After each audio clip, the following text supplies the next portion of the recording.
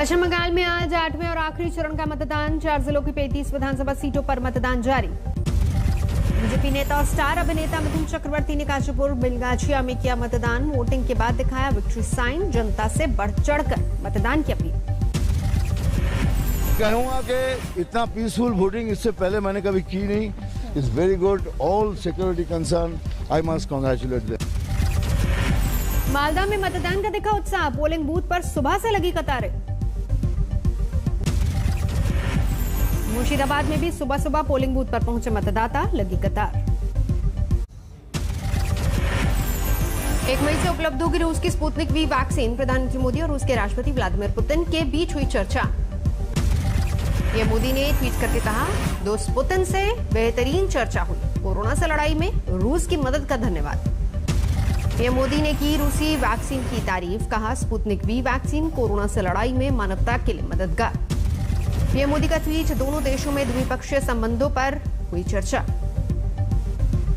रूस और भारत के बीच होगी 2+2 बातचीत। भारत और रूस के रक्षा और विदेश मंत्री करेंगे शिरकत। पीएम मोदी ने वायुसेना प्रमुख आरकेएस भदौरिया से की मुलाकात। कोरोना राहत के लिए वायुसेना से ली ऑपरेशन की जानकारी। प्रधानमंत्री ने वायुसेना प्रमुख से कहा, ऑक्सीजन और जरूरी सामानों की आपूर्ति तेज हो। वायुसेना अध्यक्ष आरकेएस भदौरिया ने प्रधानमंत्री से कहा, कोरोना राहत कार्य में 24 घंटे लगी है फोर्स। ऑक्सीजन की किल्लत के बीच बड़ी खबर। वायुसेना ने 26 ऑक्सीजन टैंकर विदेश से एयरलिफ्ट किए। पीएम मोदी ने पीएम केयर्स फंड से 1 लाख ऑक्सीजन कंसंट्रेटर्स खरीदने की दी मंजूरी। उच्च स्तरीय बैठक के बाद लिया गया फैसला। 18+ के वैक्सीनेशन के लिए कोविन ऐप पर रजिस्ट्रेशन शुरू। 1 मई से 18 साल के ऊपर वालों को भी लगेगा वैक्सीन। कोविन और आरोग्य सेतु ऐप पर रजिस्ट्रेशन शुरू होते ही आई दिक्कतें। ज्यादा ट्रैफिक की वजह से रजिस्ट्रेशन में दिक्कत। दिल्ली हाईकोर्ट ने रेमडेसिविर पर दिल्ली सरकार को लगाई फटकार। केजरीवाल सरकार ने 2500 वॉल्स मिलने का किया था दावा, मिले थे 52,000 वॉल्स। दिल्ली हाईकोर्ट ने केंद्र को लगाई फटकार। कहा, 480 मीट्रिक टन ऑक्सीजन कब देगा केंद्र। एक भी दिन नहीं हो पाया प्राप्त ऑक्सीजन सप्लाई। हाईकोर्ट ने लोगों से कहा, दवाओं और ऑक्सीजन सिलेंडर की लोग न करें कालाबाजारी। दवाओं की कालाबाजारी पर दिल्ली हाईकोर्ट ने दिल्ली सरकार को लगाई फटकार। रेमडेसिविर समेत दवाओं की क्यों हो रही है कालाबाजारी। सही तरीके से दवाओं का नहीं हो पा रहा है वितरण। कांग्रेस ने दिल्ली में राष्ट्रपति शासन की मांग की। कहा, कोरोना संकट में दिल्ली सरकार पूरी तरह से नाकाम। महाराष्ट्र के स्वास्थ्य मंत्री राजेश टोपे का बयान, सूबे में नहीं है पर्याप्त वैक्सीन। 1 मई से नहीं हो सकेगा 18+ से ज्यादा उम्र के लोगों का वैक्सीनेशन। राजेश टोपे ने की अपील। कहा, सब रखें, पर्याप्त वैक्सीन मिलने पर होगा टीकाकरण। राजेश टोपे का बयान। कोविन ऐप पर एंट्री अनिवार्य होगी। सीधे टीकाकरण पर नहीं लगेगा वैक्सीन। महाराष्ट्र के स्वास्थ्य मंत्री राजेश टोपे ने कहा, महाराष्ट्र में लॉकडाउन बढ़ाना तय। 15 दिन के लिए बढ़ सकता है लॉकडाउन। सीरम इंस्टीट्यूट ने राज्यों के लिए कोविशील्ड का दाम घटाया। आदर पूनावाला का ट्वीट। राज्यों को 300 रुपए में मिलेगी कोविशील्ड। बिहार में नहीं लगाया जाएगा लॉकडाउन। बिहार में शाम 6 बजे से सुबह 6 बजे तक रहेगा कर्फ्यू। पूरे बिहार में लगाई धारा 144। बिहार की सभी दुकानें और दफ्तर शाम 4 बजे हो जाएंगे बंद। शादी में सिर्फ 50 लोगों को एंट्री। बिहार उद्योग विभाग के निदेशक पंकज कुमार की कोरोना से मौत। मुख्यमंत्री नीतीश कुमार ने जताया दुख। यूपी में 24 घंटे में कोरोना के 29,824 नए मामले। एक दिन में अब तक सबसे ज्यादा 266 की जान गई। लखनऊ में कोरोना मरीजों की तादाद में कमी। 24 घंटे में कोरोना से 3,759 नए मरीज। प्रयागराज में कोरोना का कोहराम। 24 घंटे में 1,261 मरीज। कानपुर में 1,650 नए संक्रमित। यूपी में ऑक्सीजन सप्लाई के लिए मुख्यमंत्री कार्यालय में बनाया गया ऑक्सीजन कंट्रोल रूम।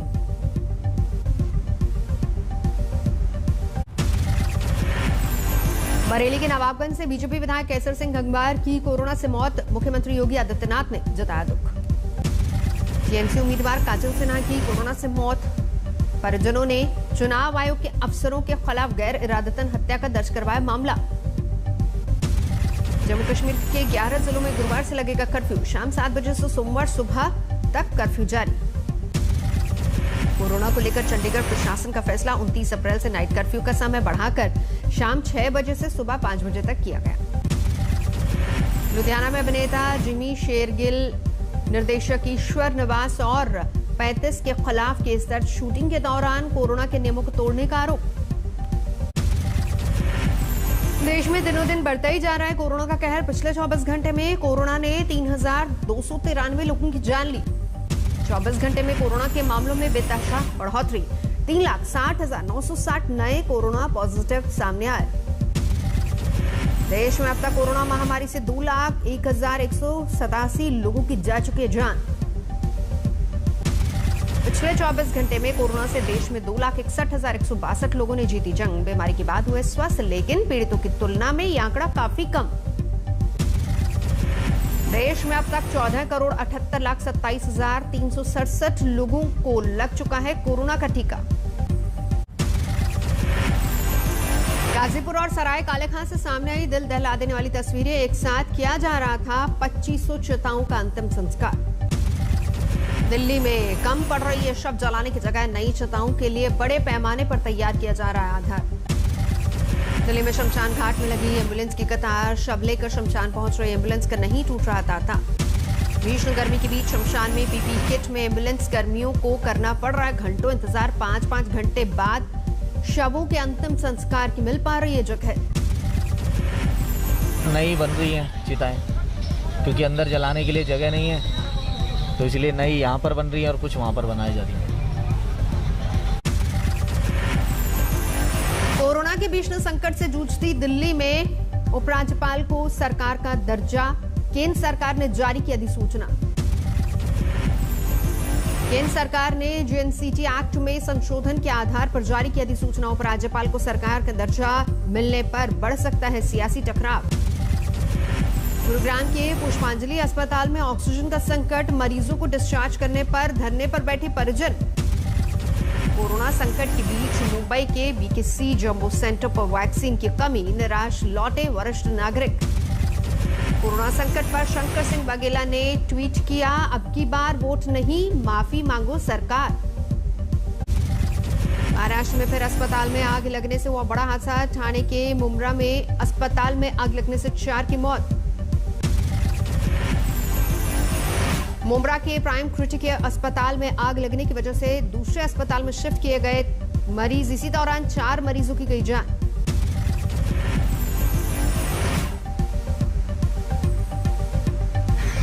कल 3 कोविड पेशेंट की मृत्यु, 2 अति गंभीर। कल रात को ठाणे के दिया हॉस्पिटल में ऑक्सीजन समाप्त हो गया। ये क्या हो रहा है? जयपुर के खनाका अस्पताल में 4 कोरोना मरीजों की मौत। परिजनों ने ऑक्सीजन की कमी का आरोप लगाया। दिल्ली के गंगाराम अस्पताल में ऑक्सीजन टैंकर पहुंचाकर दूर की गई ऑक्सीजन की कमी।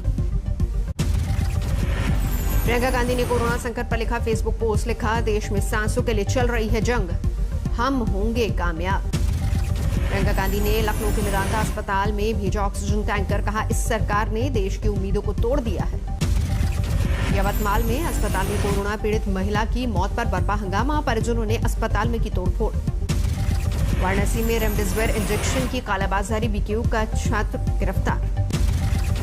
रायसेन में ऑक्सीजन एक्सप्रेस से की गई अस्पतालों को ऑक्सीजन की सप्लाई। ट्रेन से उतारे गए ऑक्सीजन टैंकर्स।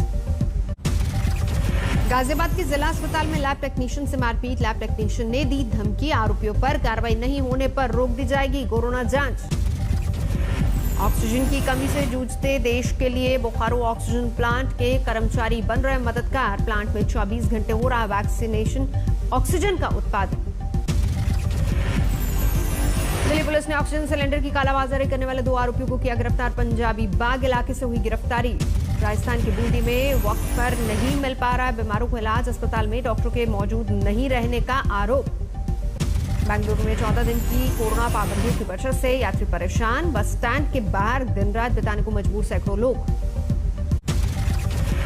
यूपी के आगरा में हाईटेक कोविड कमांड सेंटर से लोगों को बड़ी उम्मीद। अस्पताल में बेड की कमी के बीच म्युनिसिपल कॉर्पोरेशन ने बढ़ाया मदद का हाथ। कोरोना रिटर्न्स ने ऑक्सीजन की दिक्कत के बीच महाराष्ट्र के नंदुरबार से अच्छी खबर, 5 ऑक्सीजन प्लांट में शुरू हुआ उत्पादन। भोपाल में कोरोना कर्फ्यू का बेहतर पालन, बाजार बंद, सड़कों पर नजर आए इक्का दुक्का लोग। त्रिपुरा में 5 विधायकों ने डीएम के खिलाफ चीफ सेक्रेटरी को लिखा खत, शादी समारोह में छापामारी और मेहमानों से अभद्रता का लगाया आरोप, फौरन निलंबित करने की मांग। राजौरी में बड़े पैमाने पर प्री वैक्सीनेशन शुरू, बढ़ते कोरोना केस के मद्देनजर उठाया गया कदम।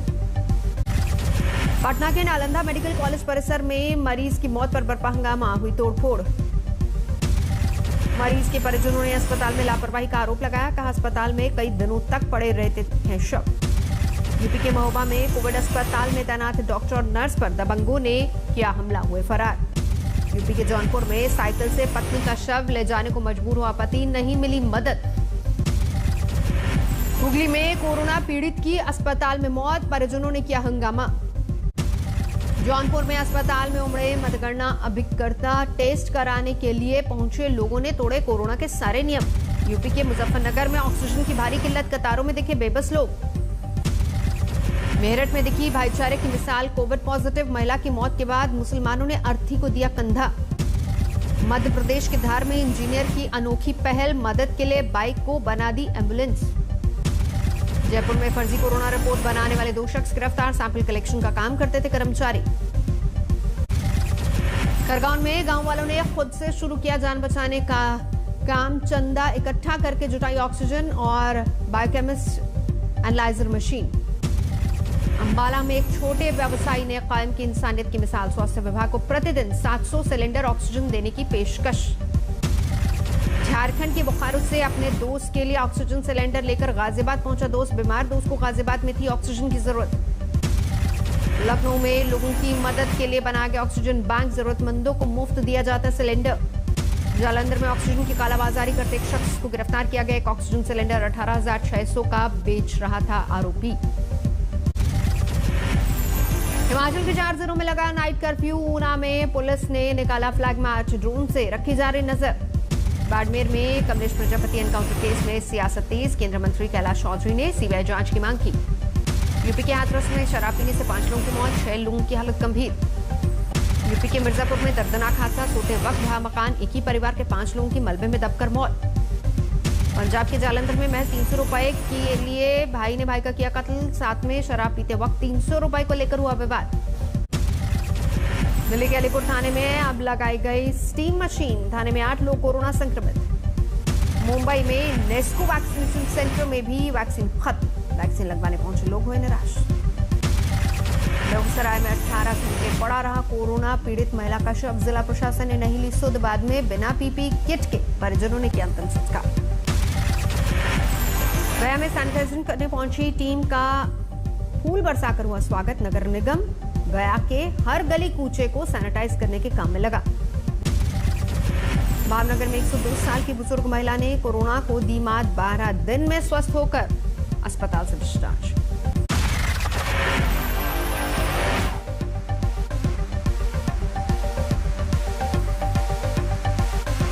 नमस्कार, मैं हूं अंजना ओम कश्यप। हमें उम्मीद है ये वीडियो आपको पसंद आया होगा। लेटेस्ट खबरों के लिए यूं ही देखते रहिए आज तक, और इस वीडियो के पसंद आने पर लाइक, शेयर एंड सब्सक्राइब करना ना भूलें।